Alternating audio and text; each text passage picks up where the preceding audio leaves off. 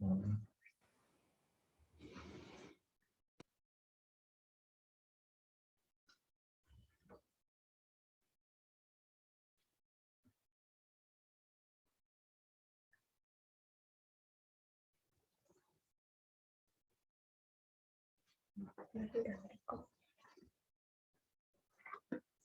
Assalamualaikum warahmatullahi wabarakatuh.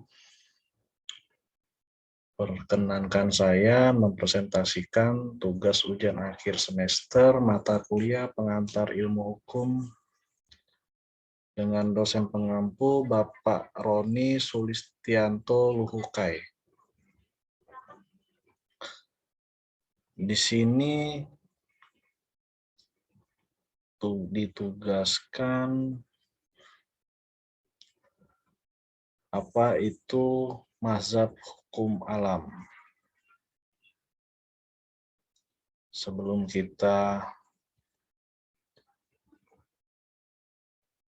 terlalu jauh untuk membahasnya, kita lebih dulu mengawalnya dengan sejarah hukum alam. Sejak zaman Yunani dan Romawi hingga saat ini, masyarakat dihadapkan pada berbagai teori tentang hukum yang lahir pada setiap babak perjalanan sejarah hukum. Di sini Sarjono Sukanto menggolongkannya ke dalam 5 aliran. Aliran hukum alam, mazhab formalisme, mazhab kebudayaan, aliran utilitarisme dan sosiologikal jurisprudensi, aliran sosiologikal jurisprudensi dan legal relation.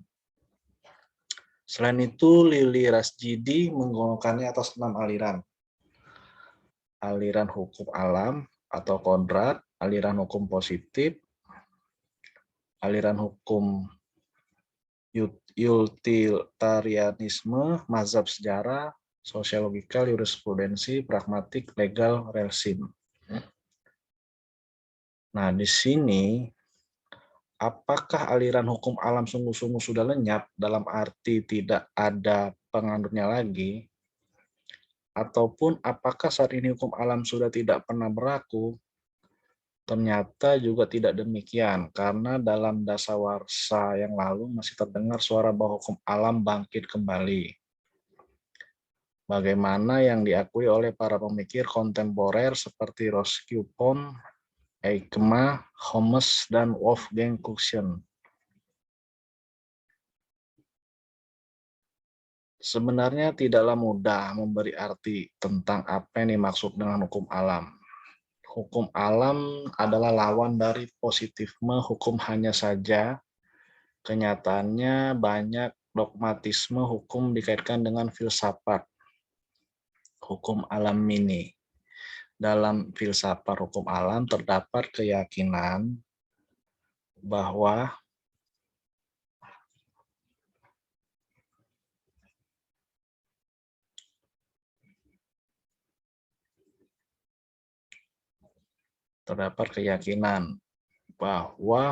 hukum itu dapat berlaku terus jika untuk kepentingan manusia. Dengan demikian, dalam perjalanan sejarah, hukum alam mengalami perubahan-perubahan, baik berupa tambahan maupun pengurangan.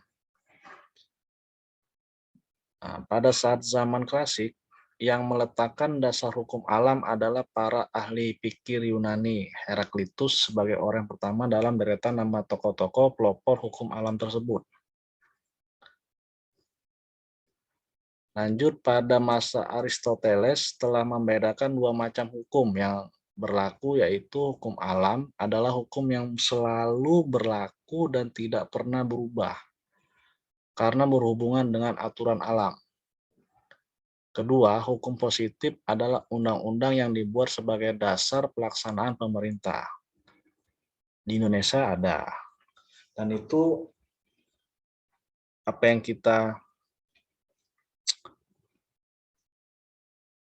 ketahui bahwasannya ya hukum positif yang berlaku di Indonesia itu ya bersumber dari pertama Pancasila, sumber dari semua sumber hukum, kedua Undang-Undang Dasar, terus undang-undang dan peraturan-peraturan lainnya.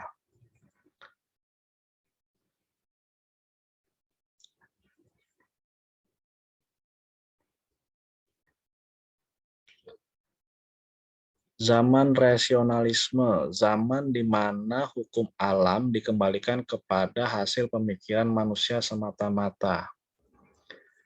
Tokoh yang terkenal pada zaman ini yaitu Hugo de Groot, lebih dikenal dengan nama Hugo Grotius yang dianggap sebagai pendiri teori hukum alam modern.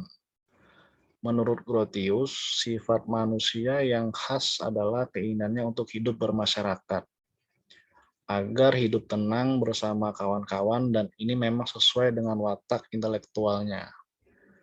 Prinsip-prinsip hukum alam berasal dari sifat intelek manusia yang menginginkan suatu masyarakat yang penuh damai. Di sini juga tidak terlepas dari prinsip-prinsip perintah Tuhan. Kita lanjut. Menurut Hugo Grotius, ada dua prinsip hukum alam yang diutarakannya. Pertama, prinsip-prinsip dasar, misalnya kesetiaan kepada janji, ganti rugi, dan perlunya hukuman. Semua prinsip ini berlaku dalam hukum internasional seperti Pacta Sunt Servanda, yaitu tanggung jawab atas janji-janji yang diberikan dan perjanjian-perjanjian yang ditandatangani, menghormati milik rakyat, dan mengembalikan keuntungan yang diperoleh darinya, membetulkan kerusakan yang ditimbulkan oleh kesalahan orang lain atau seseorang, dan pengakuan atas hal-hal tertentu sebagai hukuman yang memang seharusnya diterima. Betapapun hukum internasional tidak memakai istilah hukum alam. Yang kedua, ialah prinsip-prinsip yang melekat pada subjek hukum.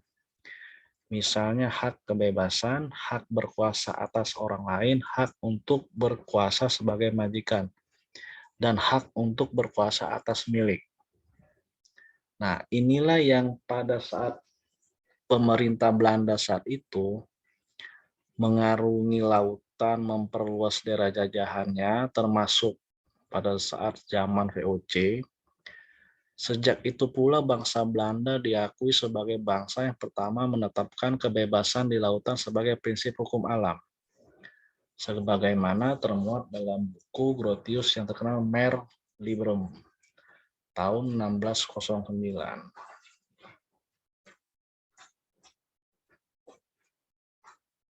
Sejak abad ke-18, teori hukum alam semakin tergeser oleh positivisme yang menguasai abad ke-19. Akan tetapi, mulai abad beberapa pemikir mengusahakan lagi suatu dasar hukum alam guna mencari keadilan yang ideal. Tokoh yang menonjol di antara para filsuf tersebut antara lain Johannes Mesmer. Ia mengatakan bahwa hukum alam sama dengan prinsip-prinsip dasar bagi kehidupan sosial dan individual. Ada 3 macam hukum alam, yaitu hukum alam primer yang mutlak, hukum fundamental, hukum kodrat sekunder.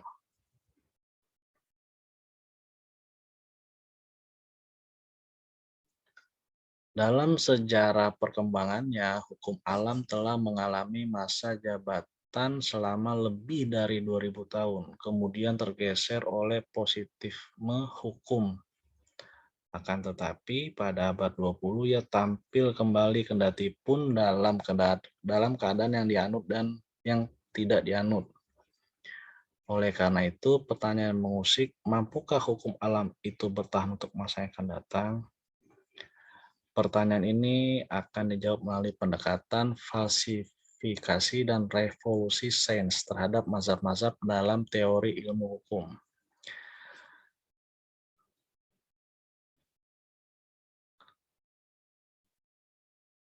Pendekatan menurut falsifikasi, Karl Popper beranggapan bahwa suatu teori baru akan diterima jika ternyata bahwa teori itu dapat meruntuhkan teori sebelumnya. Upaya memperluas, menyebarluaskan teori hukum positif antara lain dilakukan melalui Kode Napoleon yang terkenal di Romawi, sebagaimana diterima juga di Prancis dan Belanda. Akan tetapi, jika memasuki Jerman, Kode Napoleon ditolak karena dianggap hukum asing.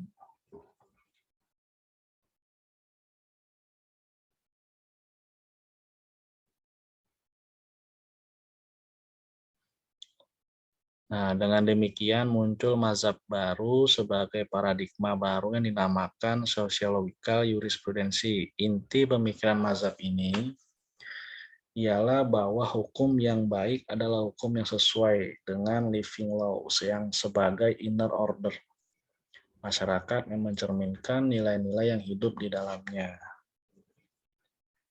Akan tetapi, baik mazhab sejarah non-Salafiynya maupun aliran sosiologikal jurisprudensi dikritik oleh Profesor Mukhtar Kusuma Atmadja. Kedua mazhab itu tidak dapat menerangkan secara memuaskan apa yang dimaksudkan dengan Volksgeist dan atau nilai-nilai yang hidup dalam masyarakat.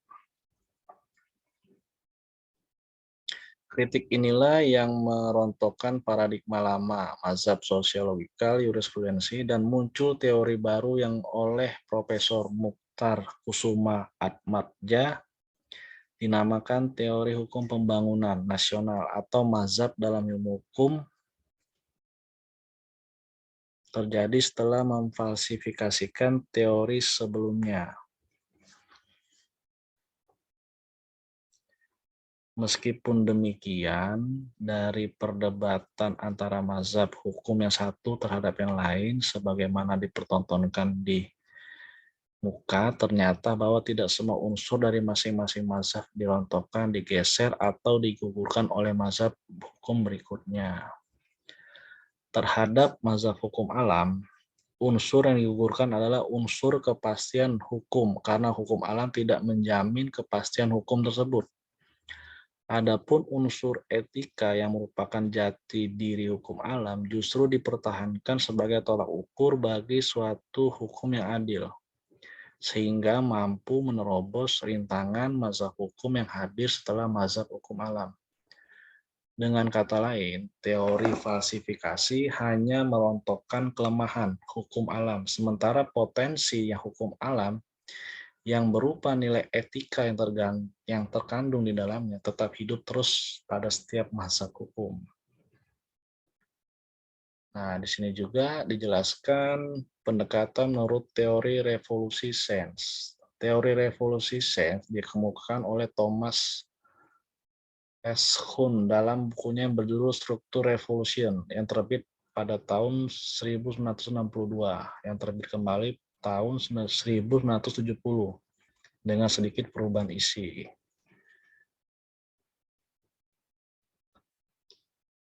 Dengan menjungkir-balikan kenyataan dengan terlebih dahulu menguraikan terjadinya ilmu empiris melalui jalan hipotesis yang disusul dengan upaya falsifikasi. Upaya yang bertolak dari hipotesis atau benar ke falsifikasi atau salah tentunya dari positif ke negatif. Akan tetapi oleh Popper, ini dikatakan sebagai perkembangan, bukan kemerosotan. Hal ini yang dimasukkan oleh Thomas S. Kuhn dengan istilah menjungkir-balikan kenyataan dengan istilah paradigma selaku tema sentral yang mewarnai seluruh bukunya tersebut. Betapapun Kuhn tidak memberikan suatu batasan pengertian tentang paradigma. Ia membuktikan bahwa perubahan-perubahan terjadi dalam sejarah ilmu pengetahuan justru tidak pernah menurut upaya empiris membuktikan kesalahan suatu teori, melainkan terjadi menurut revolusi.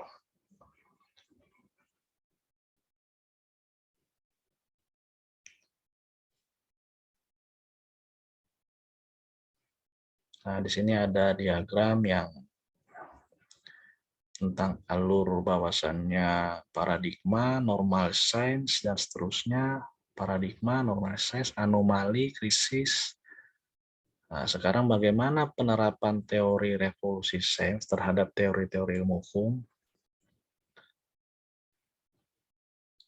Dari uraian di atas dapat diambil dari ajaran teori itu, yaitu bahwa kehadiran paradigma kedua semula merupakan paradigma tandingan terhadap paradigma pertama, dan jika berhasil, maka paradigma kedua merupakan perbaikan terhadap paradigma pertama.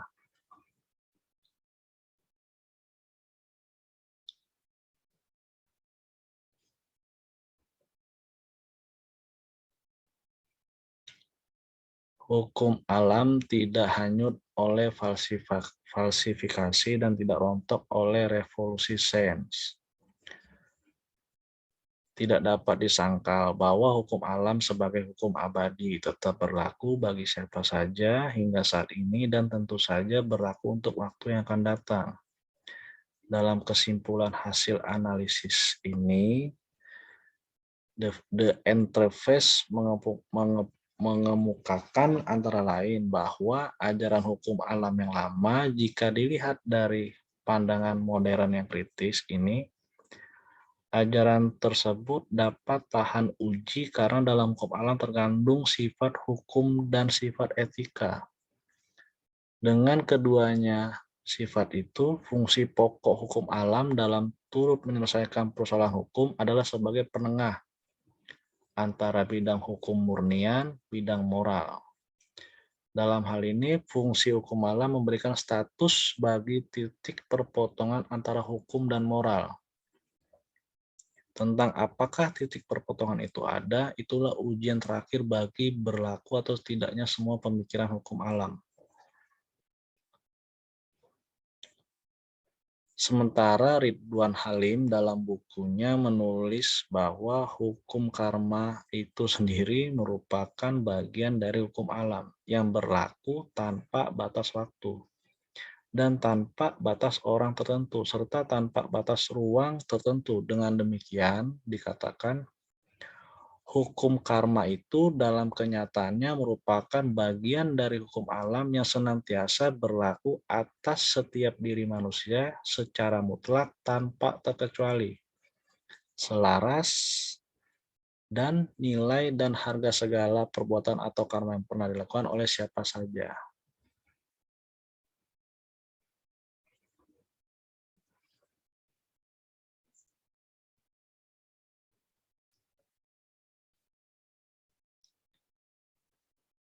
Nah, sebagai kesimpulan akhir berdasarkan uraian tersebut di atas dapatlah disampaikan beberapa hal sebagai berikut.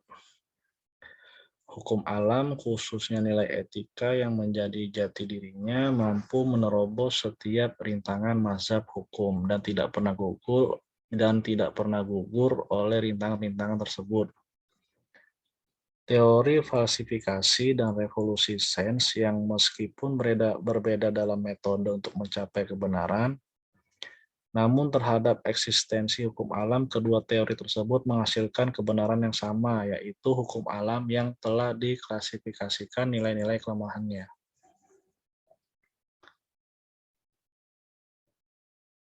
Dalam konsepsi negara hukum, hukum alam tidak hanya berperan dalam membentuk hukum positif yang baik dan adil, melainkan juga berperan dalam sikap tindakan pemerintah agar sesuai dengan asas-asas umum pemerintahan yang baik. Betapapun peranannya cukup handal dalam konsepsi hukum, negara hukum, hukum alam enggan muncul sebagai mazhab sendiri yang menumbangkan kelemahan mazhab hukum pembangunan yang kini tengah berkuasa. Namun, ia juga tidak mau tenggelam dan mati begitu saja karena peranannya tetap dibutuhkan. Ya, demikian penjelasan secara singkat dari saya mengenai mazhab hukum alam. Semoga dapat dimengerti, semoga apa yang saya uraikan ya tolong dimaafkan apabila ada kesalahan-kesalahan kata atau dalam pengucapannya. Untuk Bapak dosen pengampu mata kuliah pengantar ilmu hukum ini dimanapun Bapak berada, semoga diberikan kesehatan, dijaga kesehatannya, dilapangkan rezekinya untuk kita semua mahasiswa Fakultas Hukum, khususnya Fakultas Hukum Universitas Udaya Mataram. Semoga kedepannya saya harapkan agar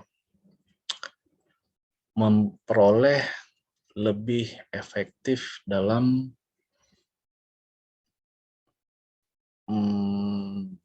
penyerapan ilmu-ilmu hukum yang diberikan oleh dosen,